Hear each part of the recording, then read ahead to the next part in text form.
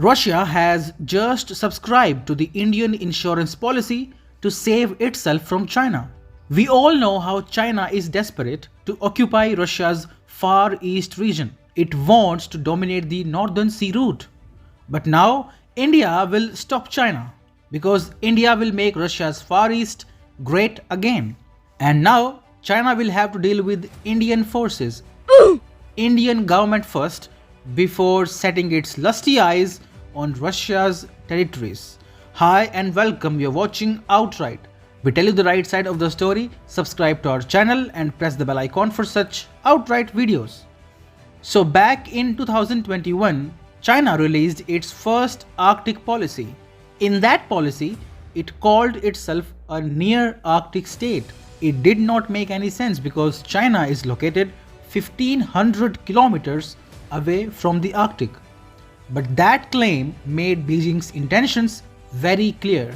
China is a resource-hungry nation and it will use Russia's Far East and the Arctic region to satiate its resource needs. This is a well-documented fact that China wants to hijack Russia's Far East through population explosion. We know Russia's Far East region is scarcely populated. China has been flooding it with Chinese migrants for years now. This is the map that shows how Chinese companies and Chinese migrants have taken over the farming land in Russia's Far East. And by the way, this map is 5 years old. The condition is even worse today. And after flooding this region with Chinese people, China is now moving on to the next phase, staking a claim on Russia's Far East. In February this year, China renamed a host of Russian cities and gave them Chinese names. The Chinese government tried to remind its people and Moscow how the Russians invaded Chinese lands in the past, and those territories still belong to China. That's why Soviet Russia and China even had border clashes in the 1960s. So, expectedly, Russia is worried. It cannot match the economic muscles of China, so it is joining forces with India. Russia has invited India to build a satellite city near Vladivostok. That means India will have its own railways, port, road network, companies, and even security forces in the city.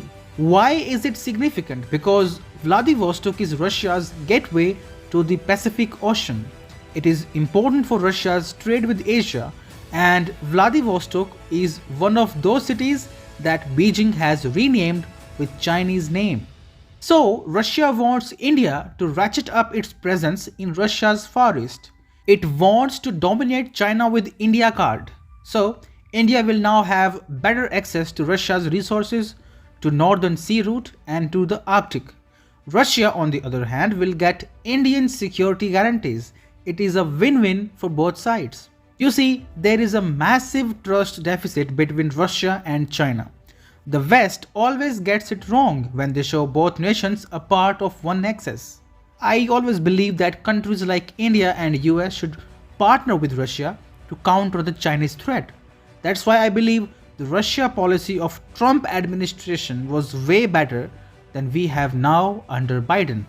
Calling Russia a gas station with a bunch of nuclear weapons, or calling Putin, quote, authoritarian gas station attendant with some legacy of nuclear weapons from the old Soviet Union, is exactly the kind of simple-minded thinking that has produced decades of failed diplomacy and ultimately war.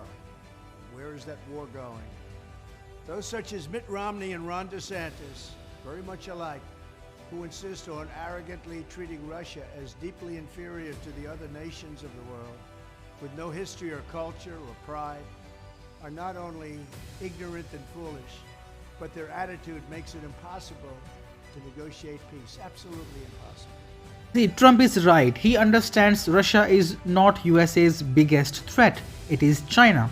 And democratic world can benefit a lot by siding with Russia and ostracizing China on the world stage. India is moving in that direction only, and it is already enjoying the perks of it.